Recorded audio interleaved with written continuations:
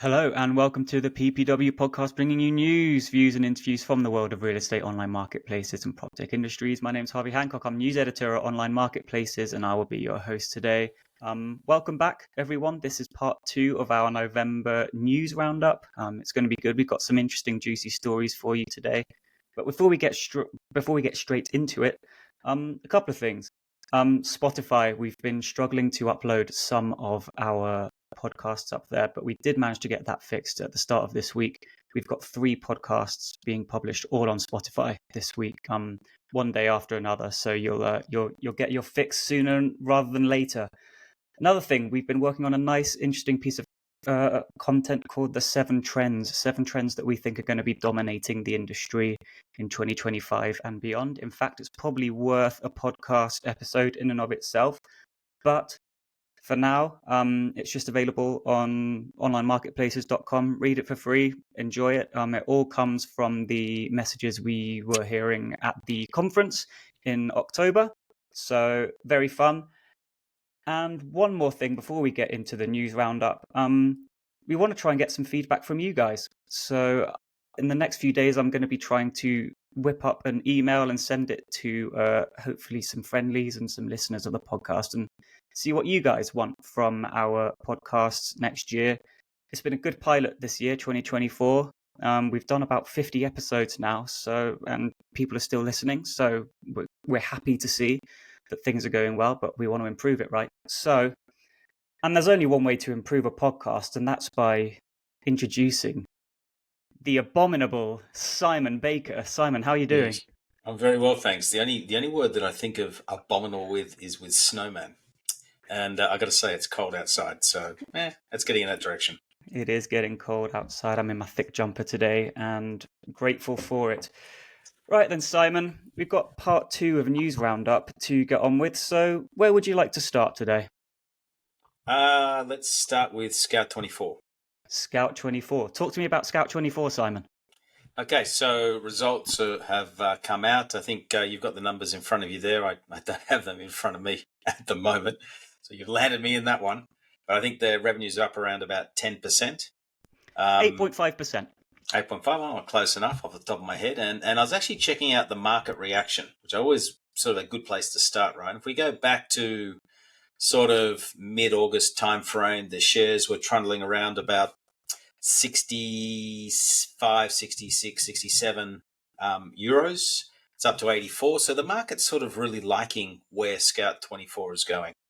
And that's good. I think what's happening there is that they're probably meeting, if not exceeding, expectations of the market, which is great. And I know that they are probably under a bit more intense competition nowadays with both Aviv and also Kleinseiten from Adevinta. We're going to talk about Adevinta a little bit later on. But they're with the breakup of Adevinta, I know that they're ramping up their real estate presence in Germany. So I think there's going to be a lot more competition for Scout 24 coming up. But the results are good. So overall, a big tick to the team there and a good well done for what they're doing. You've probably got some more insights in front of you. I do indeed. So as always with a market leader in a developed market, I mean, this is revenues increasing quarter on quarter, basically. For the quarter, 144 million euros, which isn't bad. But what's interesting for Scout 24, and this is why it's always worth talking about, is that this is a market leader that has started to dive into the private subscription segment of the market. So getting buyers like me and Simon to sign up to a subscription package for using Scout 24.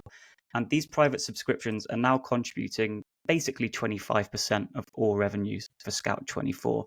So Simon, could you just give me a little bit of insight into how you get into a private subscription kind of package and how do you make it attractive to an everyday consumer like me or you? Yeah, sure. There's sort of a couple of elements here. One is if you want to make it clearly in markets where you have high commission rates, 5-6%, a lot of consumers would rather keep the money in their own pocket. So you have to provide them with a path or a channel to market to reach a good audience. Now, if you go across the border to France, Scout 24, Seleger was always the agent's website, and they had agents listings, and it's sort of a 60-40 split between agent sales and private sales. And then you used to have, in the good old days, Particular and Entree Particular were two sort of listed vehicles that focused very much on C2C sales. Now that C2C segment was taken over by Leboncoin because they had a very big horizontal play. And then, of course, Leboncoin didn't really care whether the listing came from a consumer or from an agent, so they opened up to agency, and that sort of led them to leadership in the French market. And what we learn out of that is that if you are a market leading portal and you're not targeting a material segment of the market, you're leaving money on the table. And clearly, what Scout 24 has done a very good job here is that they've done a very good job at getting to that private seller market. Okay, and so well done to them at doing that. And I was actually just looking at the financials here, and if you look at the trailing 12 months, they've got 550 million of revenues, but their EBITDA is coming up at nearly 60% EBITDA margin, probably about a 50. Quick top of my head here, about a 55% EBITDA margin. So they're doing very well as a business. Very well as a business, and definitely a case study for what an innovative market leader with big historical brand. It sort of sits in a category with the likes of Hemnet and Rightmove, but we don't really talk about it quite as much. I think Scout 24 deserves a little bit more delving into. Simon, do you have any Yes. any contacts at Scout 24 Yes, that I we know can get on the pod one day? Yes, we should do that. Actually, something else that Scout 24 has done recently that I want to talk about, because I've been having a look at it. They've actually integrated the technology from proptechs into the consumer experience, and that's they're one of the first to do that. And what's interesting is, the way it works is that you go and look at a house, and then you start looking at the images of the house, and in any internal image that's able to be using AI to be represented in a different way, maybe an industrial feel with industrial type furniture, or maritime feel, or whatever, you can then actually look at that same room but with different furniture to give you an idea of how you could refurnish it yourself, and to help get the consumer to have a better experience and better engagement. So I think that's a very good initiative done by the Scout 24 guys, because they're really saying, how do I give more to the consumer, give them a better experience, allow them to better engage with a listing. That leads to better quality leads, because someone's sort of, they're playing the emotional game, so they're more in love with the property. So I think when you look at Scout 24 and what they're doing, super innovative company. They're having to solve a lot of problems. Clear leaders in that market, and well done to them. Well done, Scout 24. Congratulations from Simon Baker. It must be deserved. Right, then let's stay in Europe. You mentioned Adevinta. This is a company that was bought for about 13 billion euros at the start of the year by a consortium led by Permira and Blackstone. There is already a new CEO in place. The breakup looks like it's starting to happen. Simon, talk to me about Adevinta. Yes, sure. Adevinta, clearly having been purchased for a fair chunk of change, they've got to release that value. And from what I hear from the market, they're looking at employing sort of the best of the best. I know they've been reaching out to quite a few people I know to see if they're interested in potentially applying for and even joining the company. One of the hires that they have done recently and can be talked about is Tony Blamey, who's now running Fotocasa in Spain. Tony is the former senior manager, C-level manager at Domain in Australia, so brings a lot of experience. And clearly what the goal here is that each of these assets, they've brought on quality, or they're bringing on quality leaders, and they're going to incent them over sort of a 3 to 5 years, my guess, to absolutely ramp up the growth of the business to sell. And they'll probably sell it off individual pieces, right? Because it sort of makes sense to sell to, if you're in Spain, to sell to someone who's interested in the Spanish real estate market, if you're in another market, and so on. And some, they've got auto assets, they've got real estate assets, and so on. Horizontals with, what is it called? Kleinanzeigen in Germany. So they've got, a whole bunch of these assets that, need to be given their own lives. They've got, they'll have super motivated teams who I'm sure with PE owners will share in the upside of whatever value is created over and above where the companies are now. So yeah, I think it's it's going to be a super exciting time, and for the companies like existing players in markets who are looking to either consolidate, or for the CoStars of the world who are looking at market entry approaches. They'll be looking at these assets and seeing, do they make sense? Are they the right plays in a market? And can they be purchased at a fair and reasonable price? Now, clearly, having a PE owner makes it a little harder to get a fair and reasonable price, because they'll want a return on their investment as well. So we'll probably see in 3 to 5 years a spate of maybe either sales or listings of these various assets as they release the value from their investments, from the Blackstone and Permira's investment. So I think, super interesting times there. Watch that space. Watch what these companies do. The other thing what that means is, they're going to be very competitive in the market, because the management will be motivated to grow as fast as possible.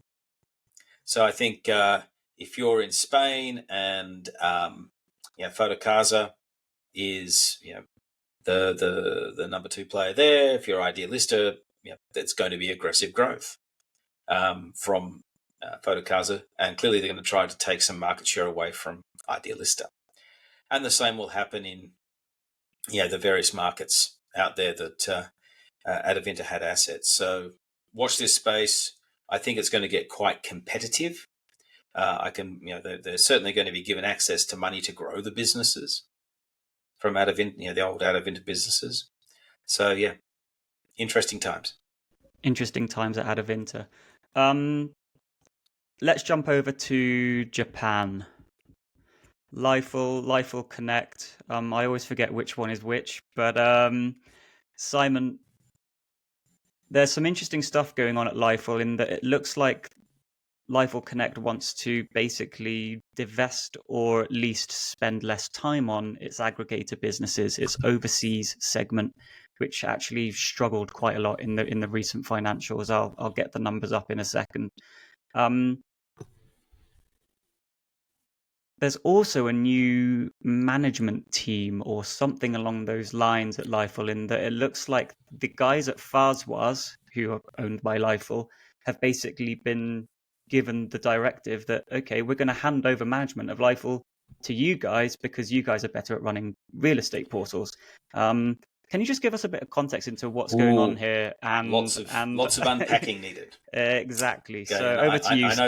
I know the Lifull guys very well, having dealt with them quite a few times over the years. So a bit of a potted history. So Lifull is a property portal player in the Japanese market, built by a guy called Takashi, and he did a very, very good job at building that business. Then back in about 2014, they checked out the market. So it's a decade ago now. They checked out how to expand out of Japan. So they had a sort of a global expansion approach. And back then they acquired Trovit from a guy called Iñaki in Barcelona.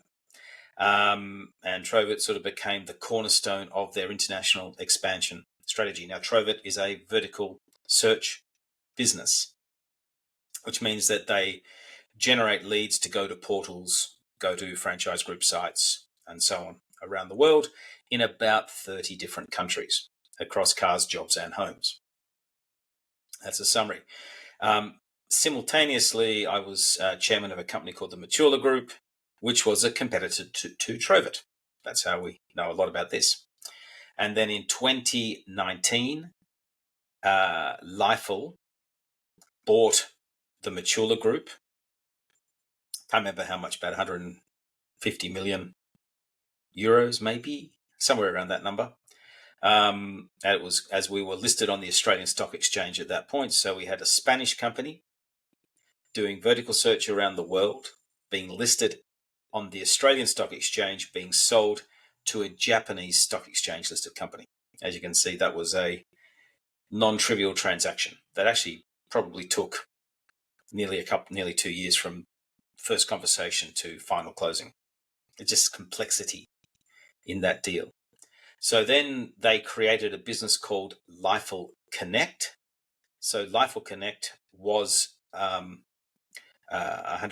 owned by Lifull, and Lifull Connect consisted of Trovit and Matula. And Matula Group had purchased some portals along the way. So there was Dot Property, there was a group of portals in Latin America called Resem, and there's probably some other bits and pieces that honestly I've forgotten about. And then subsequent to that, Lifull Connect purchased some other businesses, and then entered into a deal, an earn-out deal, with Fuzwaz. I don't know how long ago now, 2-3 years ago, I guess, in that time. Now, what's transpired in that is that vertical search has had a few tough times just because of changing in algorithms and so on, but it's still a good business. Oh, yes, right. They also acquired Lamudi in Mexico from EMPG. So that's why they've got a Mexican operation as well. So Lifull Connect today, with this earn-out agreement with Fuzwaz, consisted of vertical search sites around the world, a property portal type business, and vertical search in like Mexico. Then they also had in Thailand, in particular, but also some other markets as well. But primarily Thailand, a vertical search portal and transaction business, which is what the Fuzwaz business was. That's proven to be a very good growth engine. You can see in their results that were published last week, I think it was. But you can also see that there's been a movement away from vertical search revenue towards portal revenue and transaction revenue. And a lot of that transaction revenue growth, probably all of it, is coming out of the Fuzwaz business. And that's because Michael Kenner and co have done a very good job at building that business. Now, from the public filings of Lifull, you can see that they then announced last week a change in structure. And what they've done is that instead of the Fuzwaz guys owning about 30% 35% or something of the Fuzwaz business and Lifull Connect owning the balance, that a deal has been done for the Fuzwaz guys to end up with about 45% of Lifull Connect. 45%. And Lifull retains 55%, but they've passed on the day-to-day management of Lifull Connect. So it's that complete business. So it's this business in Thailand and their vertical search business and the Mexican business to the Fuzwaz management team, who've done a very, very good job at building their part of the business. So I think what's really happened here is a smart management decision by Lifull, which says, look, these guys have done a good job. They know what they're doing. Let's give them the keys to a bigger car, right? And say, go drive this hard. And, we're going to make it worth your while through an equity ownership structure. And, we'll convert your earn out into that equity structure. So I think all around a very good and smart move, which allows then the Lifull management team to focus on the Japanese business that I think will help. And then secondly, allows then the Fuzzwise management team to focus on building out, growing the Lifull Connect business. That's the summary. That's the potted history of that business. It's a head-spinning history, isn't it? It's one of the more complex and interesting businesses in real estate portals worldwide. And I've got the numbers up here, Simon. So I'll throw a couple at you. Revenue's down 5% year on year to 34.4 billion yen, which is 220 odd million USD. That's for the Lifull Connect. This is the whole thing. The whole thing, right? Thank you.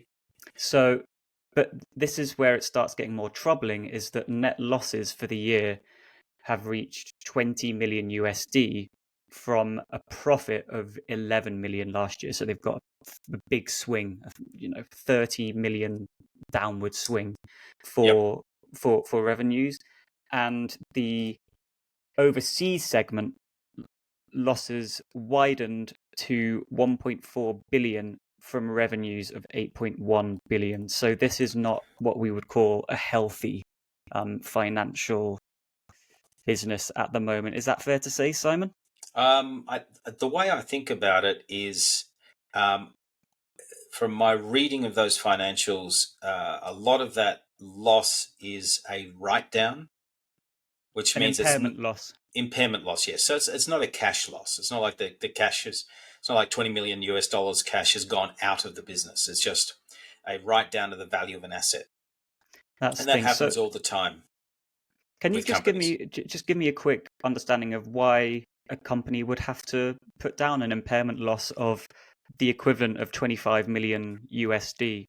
Does that mean that they've been making misplaced assumptions for the business, or have they just realized that maybe it's not the same as it used to be, slightly removed from actual day-to-day performance? Sure. So a lot of money has been spent on building these assets over the years.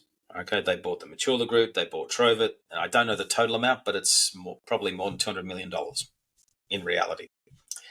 That's the first point. Now, when you buy that, you put it on the books, and on the books, it sort of gets broken into a number of elements. Some are physical assets that you're acquiring. Some is goodwill, made up of brand and so on. And then every year, because you're a listed company, you need to be audited, and the auditors will go, is that still worth that much money on your books?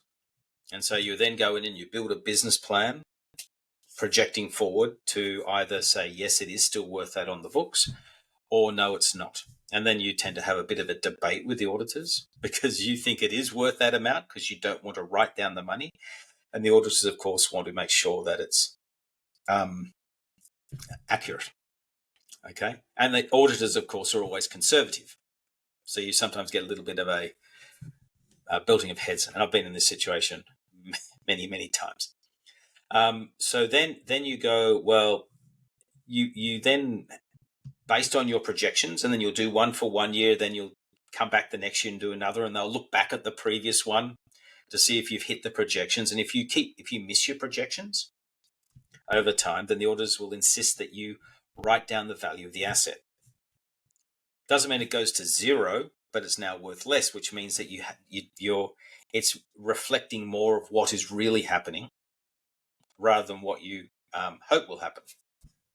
And clearly that's happened in this account. And I think there's a page in their presentation that talks about the gap between where they thought the business would be for Lifull Connect and where it actually is. And that's led to this write down of some of the value of the business. That's all it is. And at the end of the day, it's non-cash. Okay. So it's just a restating of the accounts. And I think if you look at that overall loss within Lifull Connect, that's the one that I think sort of, you probably get, that's a cash related one. That's sort of what you mentioned. And that I don't know, clearly I don't know anything about it, but I can just go from reading the reports and so on. It's clearly that's probably part of the reason why they've decided to, change the leadership structure. Okay. And I guess what's really happening there, and you can see it in the numbers, is that the vertical search if you've got a vertical search business that's sort of high margins, you've got a portal that's medium margins, and then you've got a a transaction-based business that is lower margins but higher volume, you're getting that transition, right? That if more of that lower margin type business is taking up your revenues, you're going to get squashed in your overall profitability. And I think if we read through all those numbers, you would see that. But I think they've made some smart decisions, and I think they're heading in the right direction. And I know the guys at Fuzzwise, and I think they're very good operators. So I think this is going to be a very interesting few years for what has been a very interesting business over the last decade. Absolutely. And especially in terms of aggregation businesses, I know we did a podcast earlier on in the year about, are aggregators dying? Like, is it the beginning of the end? I think Lifull might be a good case study in how we see the health of those businesses, in the 5 to 10 years time. Yep. Their aggregation business is likely going to be an indicator for how other aggregators around the world are behaving. Yeah, I think the belief that they're dead is a little bit overstated. They're probably not as dominant as they were, but I do think that they do serve a very useful purpose and still have the capacity to drive high volume of leads to those who actually want those leads. So I'm actually probably a little bit more bullish on vertical search than most people, but I think if executed well, there's a lot of value there. Good.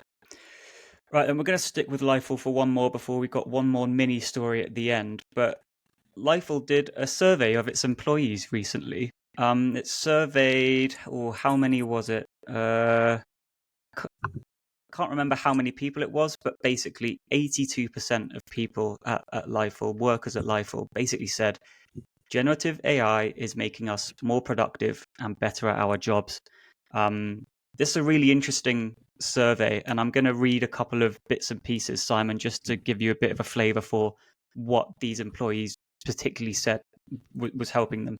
So, firstly, the majority of respondents said that Gen AI is helping them save up to 4 hours of work per month. A further 18.5% of employees said it helped them save up to 8 hours of work a month. Up to a combined 42,000 hours of work saved for the year, basically. And basically, what they said was, bear with me. Lifull said the majority of work done with Gen AI involved creating and editing documents and materials, gathering and or organizing information, performing data analysis, and generating ideas.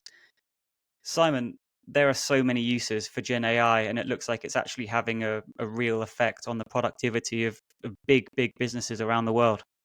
Yeah, absolutely. And I'm surprised those numbers are only like 4 hours. I reckon it should be much higher. Now, clearly, it depends on the role you're doing. But personally, I'm probably saving.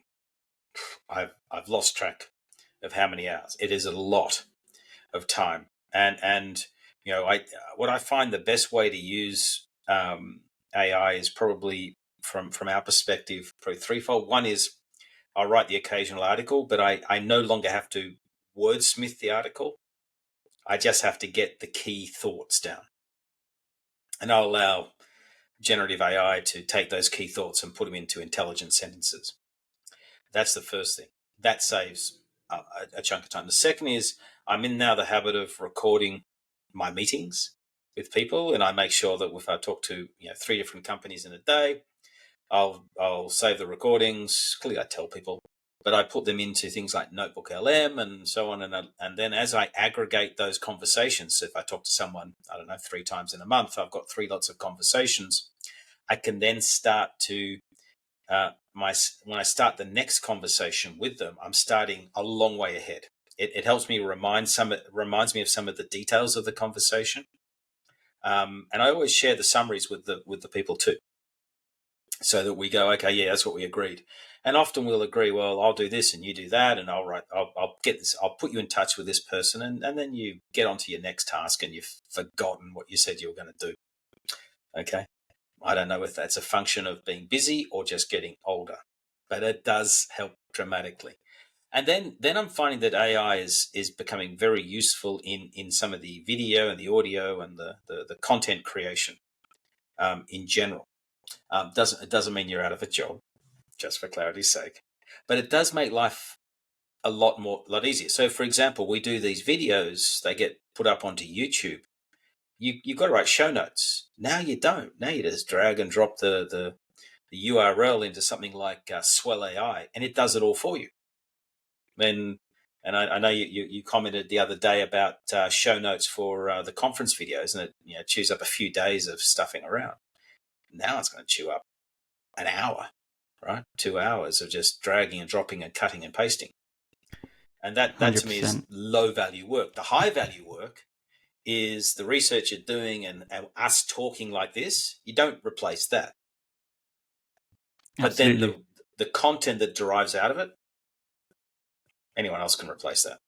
Yeah, I mean, when you're having to scroll through a 45-minute conversation and find specific timestamps for when a particular chapter of the podcast is beginning and one is ending, that takes time. And having AI do that for me, it is saving me a good hour per Yep. podcast, just having to listen to the conversation over and over again to find chapters. So yeah, absolutely. I'm starting to be won over by Gen AI because it is literally making my job easier, right? And as you Yep. say, it gives me more time to do valuable stuff like chat with you and chat with our podcast guests and research interviews that we know are going to be good interviews. Yeah, it's about creating the source content. So the way that the tools that I use that I would recommend people to at least explore are Fireflies. So that's my note taker for all my meetings. It just sits in the background, whether it's on Zoom or Google Meet or whatever. I use TurboScribe. So if I'm having a face-to-face meeting with someone, I just put that on in the background and it just transcribes the conversation. And I can then say speaker 1, 2, 3, and it knows I can then label the speakers and so on. I use something like Swell AI, which is a great tool for summarizing, whether it's video, and it then if we have a small clip and we want to put it up on Instagram, it tells us the various titles, or if we have stuff that we want to do on YouTube, it'll give us all the details, or if you want to write an article, it does it. I use Notebook LM for aggregating information around topics. So if I've got a topic for a company that we're looking into, and I've got 10 pieces of information from websites to PDFs to their reports. So, for example, with Lifull, I take the Lifull quarterly report. I just dump the PDF into Notebook LM, and I start asking questions. Right, and it sort of interrogates and helps me understand what is a 30-odd page document. I can then put next to that their financials and other stuff. So I use that for them on a board or whatever, and it just helps me so much with insights into what is happening. And then I the other one I use is Perplexity. I've moved away from ChatGPT and I've now moved on to Perplexity. And Perplexity, I'm finding, is incredibly good at scouring the web to answer whatever question I may be asking, and it answers it incredibly accurately. I've been super surprised, from trivial things about how do I take my dog on Air France, right, through to far more complex things where I was chatting with someone yesterday about what was the revenue multiple that we were looking at. What was the revenue multiple that CoStar bought on the market for? I couldn't remember. So I quickly asked Perplexity, and it came back with the answer in 15 seconds. Okay. Now, I didn't want to spend any time scouring for that because it made no sense. But having that information just allowed me to, when I was chatting to this gentleman, just to move the conversation along. Okay. So that's where it becomes super useful. So they're the sort of the half dozen tools that I'm actually using quite regularly. Yeah, I pay my $20 a month or whatever it is. I also use Runway for video manipulation and such. And there's Flux AI and a few others if you want to do video stuff, all of which are super good and super useful. AI is the future, ladies and gentlemen. AI is the future. Right, then one more before we get out of here, Simon.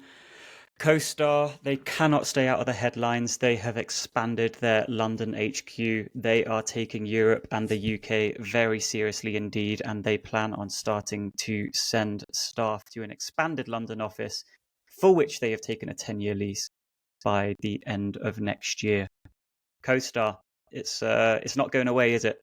No, and I think it's just reflective of what Andy Florence mentioned at both last year's and this year's European conference, is that they are serious about expanding. They're looking for good acquisitions. They've done some, they bought on the market about, 10, 12 months ago, whatever it is now. And, they're going to continue to look into Europe, but they've also got European assets here. And you can't forget that they're not a US only business. They are a global business in many respects, and so I think the LoopNet part of the business operates here, and a lot of commercial stuff that they look at. So yeah, I'm not surprised. And if you're going to do it properly. And I like CoStar. I think they know what they're doing. They do know what they're doing, and they're going to make for plenty of interesting podcasts in the future. Right, unless there's anything else from your end, Simon, I think that sort of brings to a conclusion this month's news roundup. Yep. Very interesting month, a lot happening, and super exciting times. Before we get out of here, is there a conference going on in Bangkok next year? We have two conferences coming up next year. One is in Bangkok, March 12th, 13th at the Carlton Hotel in Bangkok. Please register. We've got about 50 people already registered. We'll have 200 at that conference. It's always a very, very good conference. The second is we'll have in October next year in Madrid, our European conference. Tickets are on sale for both now. Register early, get the best prices. And we will probably include in the show notes how to do this. Using AI. No, in this case, we'll probably type in the URL.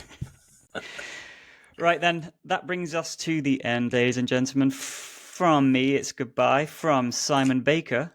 Yes, and it's goodbye from him, and I think he totally screwed that one up. I completely screwed it up, but we're not going to do it again because we haven't got the time. Nope. Right then. Thanks very much for listening, ladies and gentlemen, and we'll see you on the next one. Bye-bye. Okay. Bye-bye.